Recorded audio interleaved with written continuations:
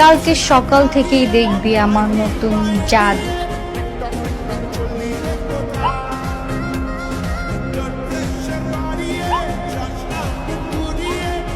আপনি আমার দিকে ভাবে বাজে নজর দিয়ে তাকাচ্ছেন কেন?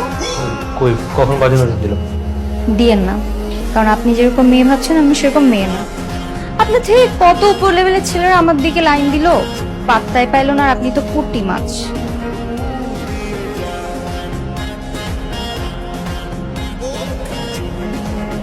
পড়বো না। হ্যাঁ,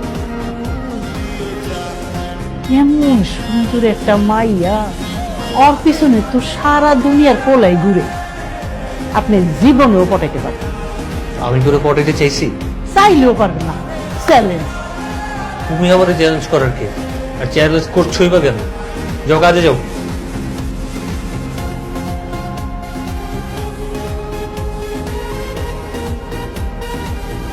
না, আসো আর কি যাব ম্যাম।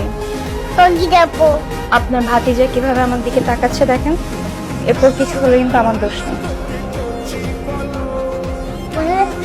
আচ্ছা রেডি। জি।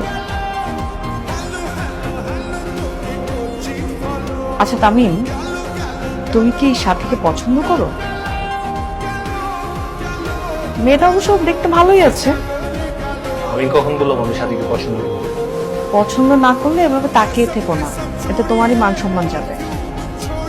আর যদি পছন্দ হয় তাহলে বলতে পারো, আমি তোমার আঙ্কেলের সাথে কথা বলে বিয়ের ব্যবস্থা করতে পারি। না না, নো নিড, থ্যাংক ইউ। ঠিক আছে, তাহলে এভাবে তাকিয়ে থেকো না, ঠিক আছে?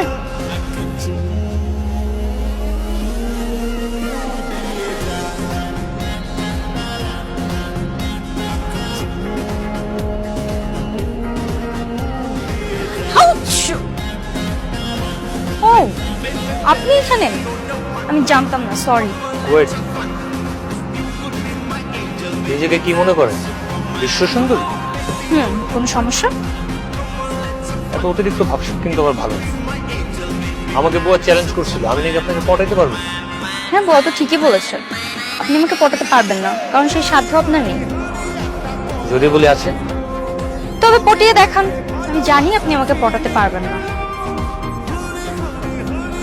চ্যালেঞ্জ। কি আজব মেরে ভাই।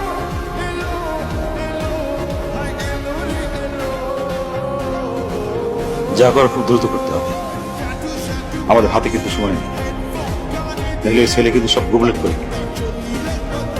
ওই ছেলেটাকে কি তুমি চিনতে পারছিলে? না, কাল আম্মা আমাকে প্রপোজ করবে, পরশু কাজে বসে যেহেতু রাজি হয়েছে। ঠিক আছে, এবার আমি